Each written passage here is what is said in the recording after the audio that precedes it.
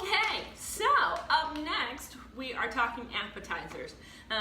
Now I'm like, when it comes to parties, I always like to have, depending on, any size group that you're having, I like to go heavy on the appetizer. You know this about me. Yes. I like to go heavy on the appetizer. And you make great ones. You make great appetizers. Well, I try to get, trying to make sure, like, because there's a lot of people with dietary restrictions now, so I try to make at least one gluten-free appetizer, and then I can use as many crescent rolls as I want for everything. And then else. everybody's so full that's all she really has to make. That's it. You do a really light dinner, and then by then people still have a little bit of room left for dessert. Right. So that's it. So, anyways, we are doing, these are sweet potato rounds with goat cheese and a bunch of yummy other things on top. So first thing we're gonna do is we're gonna start off with a sweet potato. This is a very large sweet potato. We're gonna peel it. We are using the serrated peeler. Yep, go ahead. You got it. However you want to hold it, it's fine. Like if you want to do it this way. Yeah, yeah. Now that guy is really sharp, but he's really easy, right? Yeah, really easy. Totally. I use this for mangoes when I'm peeling mangoes, because you know how mangoes can get like super slippery with that. Yes. But for potatoes, for everything, it's serrated. Here, I'll show this to the camera. It's serrated. It's got little teeth that just want to grip everything, and so it's a fantastic peeler. I would suggest parental supervision though if you're going to let your kids use it, because I myself have nicked myself just a little bit. Okay, next thing that we're going to do with these guys is I'm going to get out my Simple Slicer. Now, the Simple Slicer is one of these fantastic products from Pampered Chef. I love this thing. It is super safe because, again, I am accident prone. Check out my hair color. But the deal is that it's a safety lock on it. So there's like where the blade is flat, so you can't slice yourself up. And then it's got 3 different settings of widths, so you can slice in 3 different things. Then it's got this like safety blade, or the safety holder that goes over the top of it. And these are little prongs that'll hold on to whatever it is that you're slicing. Tomatoes, lemons, limes, potatoes, scalloped potatoes, boom, boom, boom, boom, boom, boom, boom, boom, boom, boom, boom, you're done. Love that. You know, onions. Onions, if you're prone to tears, like when you're slicing onions, this makes the job really fast. So we're gonna do the sweet potatoes with these. I'm gonna set this, we want them to be a little bit on the thicker side. I'm trying to think what they say. They say 1 inch. We're not going to do a 1 inch. This is like a 1/2 inch. So I'm setting this on the widest blade. Deb, if you want to do this. Yeah, I'm going to try it. Try it.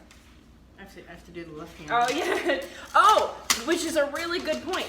All Pampered Chef items, because Pampered Chef is founded, one of the founders is a lefty, all Pampered Chef items are ambidextrous. So they're for use for both righties and lefties. Yeah, you got it.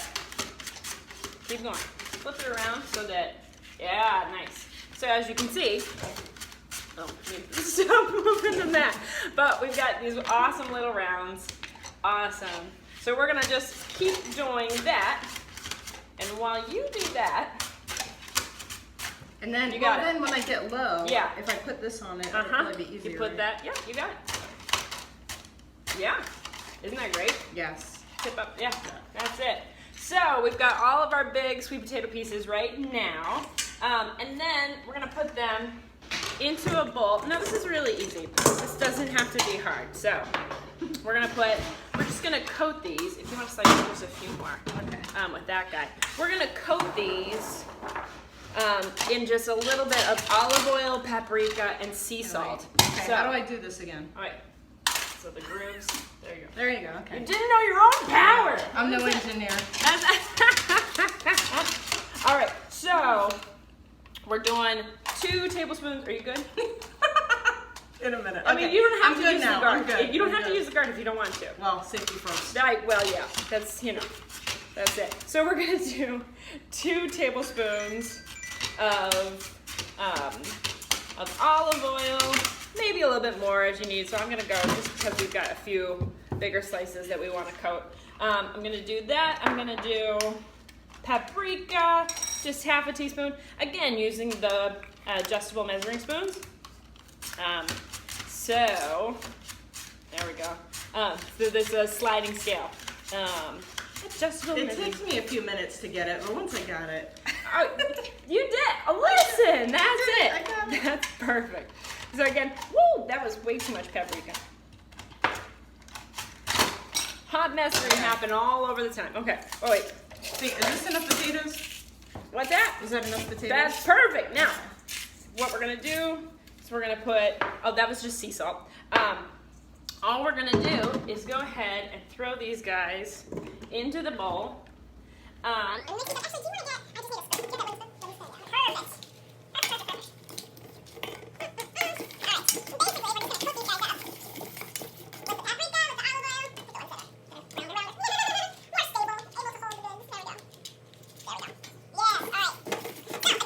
Go ahead and just mix these all together. Again, using the stainless steel mixing bowls. These are great. This is the medium size. They come in a set of 3. There's a smaller size and a bigger size, and they all come with lids. They all have measuring like readers in the inside, pour spout, little hole to hold on to it when you're trying to keep track of it, and it's silicone on the bottom so it's not going to slide out from underneath you. Once these guys are coated in the salt, paprika, and olive oil, we're going to just put them on a tray because we're eventually going to just top these guys with all kinds of goodies. So these are going to go into an oven, a 500-degree oven, and they are going in there, depending on the thickness of your sweet potato. It's kind of dependent on that.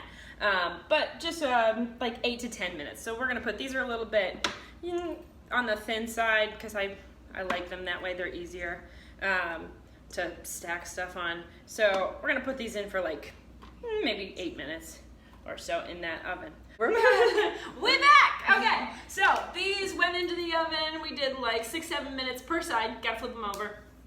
But they're so nice and yummy now. So now those sweet potatoes are gonna be soft and have a good flavor to them. Here comes the fun part. Now we're just gonna top them. So, we've got crumbled goat cheese right now. Mm-hmm. We're using our mini scoops. I can handle a mini scoop. And a mini scoop. Okay, we love the scoop, so you're gonna go ahead and put a scoop on everything. Am I scooping too small? That might be. Yeah, you can put a little bit more on that. Let me get in there. I'll come back. Then we're gonna we've got sugared pecans. We've got cranberries. So those are gonna go on there as well. So I'll top those once you do that. Again, these are, they're fancy, but they're easy. So, I'm getting it on the, okay. That's all right. You're not going to serve on this tray. That's true. I will not serve from a cookie sheet. I mean, it's sad to let that goat cheese go, but you know. Unless it's just my family, because they don't care. Well, they're fine. That's it. You know, it depends on what type of crowd you've got coming over. You guys aren't worth a serving tray. You're eating right off the sheet. That's all you get. Maybe a napkin. Maybe a napkin. You know, that's it. All finger foods. Well, that's the other thing. I like all finger foods for appetizers as well, because then you don't have to do the extra. You either, one, don't have to use extra plastic that will go into a landfill someday for like people to use, you know, plastic, you know, silverware, or you don't have to do the dishes. So I like the not dishes part the best. Exactly. It's a win-win. Finger foods all the way. Now. Oh, okay. Except I have one more. You did it. Awesome. Let me take some off of here. Sprinkle on some craisins. With the same thing? Yeah. Okay. Yeah, here.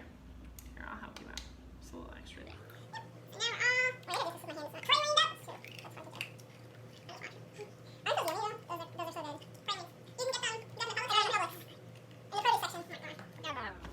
Delicious.